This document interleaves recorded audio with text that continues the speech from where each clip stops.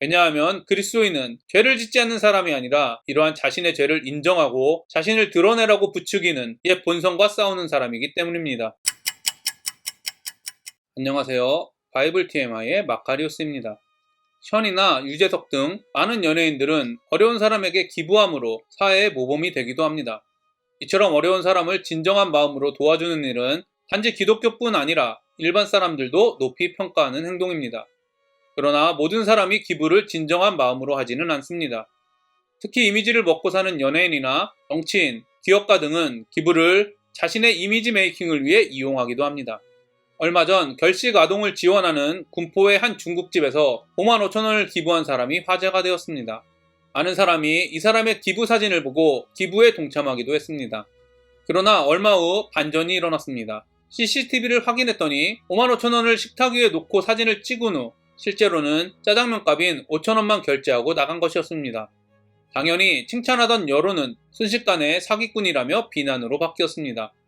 또한 적은 금액을 기부하고 온갖 기사로 자신의 선행을 광고하는 생색내기용 기부를 한 연예인들 역시 이미지가 실추되었습니다. 이들의 문제점은 모두 어려운 사람을 도와주는 구제활동을 자신의 유익을 위해 사용했다는 것입니다. 이처럼 대부분의 세상 사람들은 진정한 마음이 없는 자신을 드러내기 위한 구제를 긍정적으로 보지 않습니다. 그렇다면 성경은 이런 사람들에 대해 무엇이라고 말할까요? 사람에게 보이려고 그들 앞에서 너희 의를 행하지 않도록 주의하라. 그리하지 아니하면 하늘에 계신 너희 아버지께 상을 받지 못하느니라.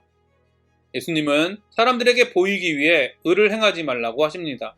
그리스도인은 사람들의 칭찬을 얻기 위해서 그리고 다른 사람의 비난을 피하기 위해서 의를 행하는 사람이 아닙니다. 즉 다른 사람과 좋은 관계를 유지하기 위해서 의를 행하는 사람들이 아닙니다. 그런데 예수님의 이 말을 사람들 앞에서 의를 행하지 말라고 해석하는 사람도 있습니다. 그러나 분명히 예수님은 산상설교의 첫 부분에서 예수님의 제자들에게 이렇게 말씀하셨습니다. 이같이 너희 빛이 사람 앞에 비치게 하여 그들로 너희 착한 행실을 보고 하늘에 계신 너희 아버지께 영광을 돌리게 하라. 성경은 성경을 통해 해석해야 된다는 원칙에 따르면 이 말씀을 사람들 앞에서 의를 행하지 말라고 해석해서는 안 됩니다. 그래서 우리는 예수님의 말씀을 잘 분별해야 합니다. 예수님은 하나님 나라 백성들에게 팔복의 마음을 가지고 세상에서 살아가라고 말씀하십니다. 팔복의 기본적인 성품은 자기를 자랑하는 옛 성품과 싸우며 예수님의 성품을 드러내는 것입니다. 이런 마음은 이 땅에서 예수님의 온전한 율법에 순종하는 삶을 살게 합니다. 이런 삶은 다른 사람에게 드러나지 않을 수 없습니다. 반면에 예수님은 자기를 자랑하는 옛 성품을 드러내기 위해 의를 행하지 말라고 말씀하십니다. 그리스도인은 예수님의 말씀을 사람들 앞에서 의를 행해야 한다, 행하지 말아야 한다라고 해석해서는 안 됩니다. 그러나 많은 그리스도인들의 현실은 자기를 드러내기 위해 의를 행하거나 자기를 드러내지 않기 위해 의를 행하지 않는 양극단으로 치우칩니다. 따라서 저와 여러분은 양극단에 빠지지 않도록 균형을 유지하기 위해 항상 깨어 있어야 된다는 사실을 기억하시기 바랍니다. 그러므로 구제할 때 외식하는 자가 사람에게서 영광을 받으려고 회당과 거리에서 하는 것 같이 너희 앞에 나팔을 불지 말라. 진실로 너희에게 이르노니 그들은 자기 상을 이미 받았느니라. 예수님은 보이지 않는 의의 첫 번째 예로 구제를 말씀하십니다. 말씀의 원리는 1절과 동일합니다. 다만 보이려고 라는 1절의 말씀이 사람에게서 영광을 받으려고로 확장되었습니다. 예수님은 사람들에게 보이려고 하는 행동이 사람에게서 영광을 받으려고 하기 때문이라고 말씀하셨습니다. 구제할 때 외식하는 자는 사람에게서 영광을 받으려고 합니다. 세상은 다른 사람에게서 영광을 받으려고 하는 일을 매우 가치 있는 일로 여깁니다. 그러나 성경은 부정적으로 묘사합니다. 그렇다면 왜 사람에게서 영광을 받으려고 하는 일이 죄일까요? 영광을 받다라는 의미의 헬라어 독사조는 이미 살펴본 마태복음 5장 16절에도 사용되었습니다. 아버지께 영광을 돌리게 하라. 마태는 의도적으로 같은 단어를 사용함으로써 하나님께 영광을 돌리는 일과 자신이 영광을 받는 일을 대조하고 있습니다. 따라서 사람에게서 영광을 받으려는 일은 궁극적으로 하나님께 돌아가야 할 영광을 가로채는 엄청난 죄를 짓는 일임을 알 수 있습니다. 또한 사람에게서 영광을 받으려는 일은 사람의 긍정적인 판단을 필요로 합니다. 그래서 창조주 하나님이 아닌 피조물인 인간을 판단의 주체자로 말씀이 아닌 인간의 지식이 판단의 기준이 되게 합니다. 따라서 사람에게서 영광을 받으려는 일은 피조물인 인간을 창조주의 자리를 대신하는 존재로 여기는 엄청난 죄를 짓는 일임을 알 수 있습니다. 여러분은 하나님께 영광을 돌리기를 원하십니까? 아니면 사람에게 영광을 받기를 원하십니까? 솔직하게 저는 하나님의 영광보다 다른 사람의 인정받기를 원하는 시간이 더 많은 것 같습니다. 왜냐하면 다른 사람에게 인정받는 것이 이렇게 엄청난 죄라는 사실을 기억하지 못하고 살 때가 더 많기 때문입니다. 이런 사실을 기억할 때조차도 옛 본성과 싸우지 않아 제가 영광받기를 원하는 경우가 더 많기 때문입니다. 저만 그렇습니까? 여러분은 다른 사람에게 인정받으려는 욕망과 매 순간 싸우고 있습니까? 그렇지 않다면 여러분 역시 저와 마찬가지로 자신의 영광을 구하는 죄를 짓고 있는 시간이 더 많을 것입니다. 저는 저와 여러분이 날마다 이 죄를 인정하고 애통하는 사람이 되기를 바랍니다. 왜냐하면 그리스도인은 죄를 짓지 않는 사람이 아니라 이러한 자신의 죄를 인정하고 자신을 드러내라고 부추기는 옛 본성과 싸우는 사람이기 때문입니다. 자신은 오직 하나님의 영광만을 구한다고 생각하신다면 오히려 사단에게 속고 있지는 않은지 점검하시기를 원합니다. 왜냐하면 사단은 예로부터 자신의 영광을 구하는 일을 하나님의 영광으로 포장하도록 속였기 때문입니다. 죄가 있는 인간을 죄가 없다고 속였기 때문입니다. 하나님의 영광만을 온전히 구하는 사람이 되기를 원합니다. 왜냐하면 하나님께 영광 돌리는 일과 사람에게 영광 받는 것은 함께 할 수 없기 때문입니다. 우리가 하나님의 영광을 구하는 만큼 사람들의 칭찬을 바라지 않게 되기 때문입니다. 사람에게 영광을 받기를 원하는 일이 하나님의 영광과 자리를 가로채는 엄청난 죄임을 항상 기억하며 사람들에게 영광을 받으려는 죄와 싸우고 오직 하나님의 영광만을 진정으로 원하고 구하시는 저와 여러분이 되기를 간절히 기도합니다. 너는 구제할 때에 오른손이 하는 것을 왼손이 모르게 하여 내 구제함을 은밀하게 하라. 은밀함 중에 보시는 너의 아버지께서 갚으시리라. 예수님은 구제를 하지 말라고 하신 것이 아니라 은밀하게 하라고 명령하십니다. 구제를 드러내는 것이 자신에게 영광을 돌리는 행동이라고 말씀하신 것을 기억하면 은밀하게 구제를 하는 것은 하나님께 영광을 돌리는 행동으로 보는 것이 합리적입니다. 그렇다면 은밀하게 구제를 한다는 것은 어떤 의미일까요?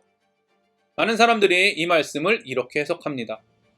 예수님께서 은밀하게 구제해야 한다고 말씀하셨기 때문에 하나님께서 드러나는 구제를 금지하셨다.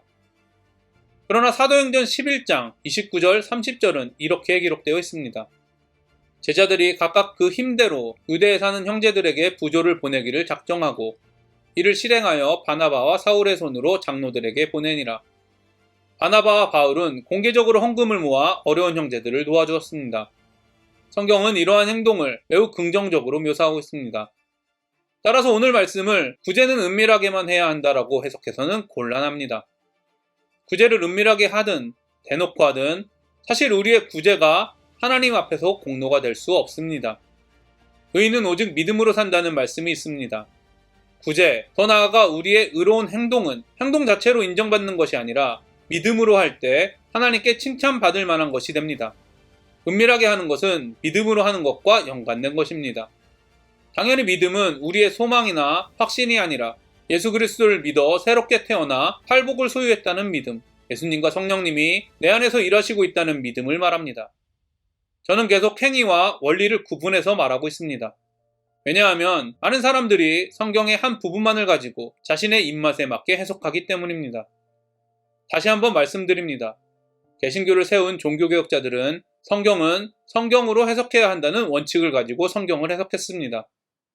마지막으로 저는 여러분이 오른손이 한 일을 왼손이 모르게 하라는 말씀을 주목하시기를 바랍니다.